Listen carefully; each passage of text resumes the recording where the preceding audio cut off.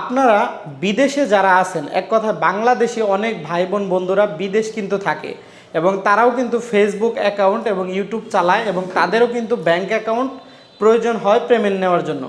এখন আপনারা যারা বিদেশে থাকেন তারা কিন্তু দুটানায় পড়ে যান যে আমরা কোন দেশের অ্যাকাউন্ট ব্যবহার করব, বাংলাদেশেরটা নাকি এই বিদেশে যে আছি, যে দেশে আছি এই দেশেরটা। অবশ্যই আপনি বাংলাদেশেরটা ইউজ করবেন, কারণ আপনি কিন্তু পার্মানেন্টলি বাংলাদেশি একজন মানুষ এবং বাংলাদেশের আইডি কার্ড আপনার কাছে রয়েছে। এই কারণে আপনি যদি পারেন বিদেশে যাওয়ার আগে বাংলাদেশি যে ব্যাংক অ্যাকাউন্টটি ছিল সেইটাই সেট করবেন, অথবা যাওয়ার আগে বাংলাদেশি ব্যাংক অ্যাকাউন্ট খুলে যাবেন, ওইটা আপনি বিদেশে গিয়ে সেট করবেন।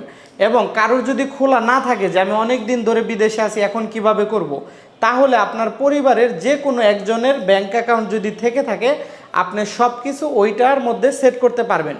কিন্তু সবচাইতে গুরুত্বপূর্ণ বিষয় হচ্ছে আপনারা যদি আগে ভাগে এই বিষয়টা খেয়াল না করেন তাহলে ভুলে দেখবেন যে দেশে আছেন ওই দেশের কান্ট্রি কিন্তু আপনার পেমেন্ট মেথডে অটোমেটিক সেট হয়ে যাবে। তখন কিন্তু আপনি ওই দেশের কারেন্সি আর চেঞ্জ করতে পারবেন না। ঠিক এইভাবেই কিন্তু অনেক পে আউট এবং অনেক অ্যাডসেন্স বাদ হয়ে যাচ্ছে, কারণ তারা কিন্তু কারেন্সি চেঞ্জ না করার কারণে অথবা দেশ চেঞ্জ না করার কারণে সে পে আউটটি অথবা সে অ্যাকাউন্টটি কিন্তু আর চালাতে পারতেছে না। এই ব্যাপারে আপনারা আগে থেকে খুবই সতর্ক থাকবেন। ধন্যবাদ সবাইকে।